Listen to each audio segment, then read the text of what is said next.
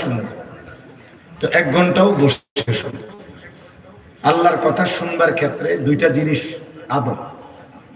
1 নম্বর হলো, বিশেষ 2টি আদব হলো, প্রথম কথা হলো মনোযোগ দিয়ে শোনা, দ্বিতীয় হলো জুতা খুলে বসে শোনা। এটা কোরআন সুন্নাহ সম্মত কথা। 1 নম্বর হলো, এই জন্য আমি বলছি মোবাইল বন্ধ করতে। অর্থাৎ মোবাইল হাতে থাকলে মনোযোগ হয় না, দিল জমে না, কলিজার মধ্যে কথা পৌঁছে না। মোবাইলে উঠে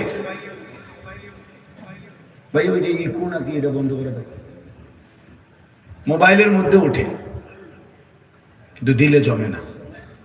তো কারো মোবাইলে যদি 1 লক্ষ ওয়াজও থাকে তা তার কবর আযাব মাফ তো।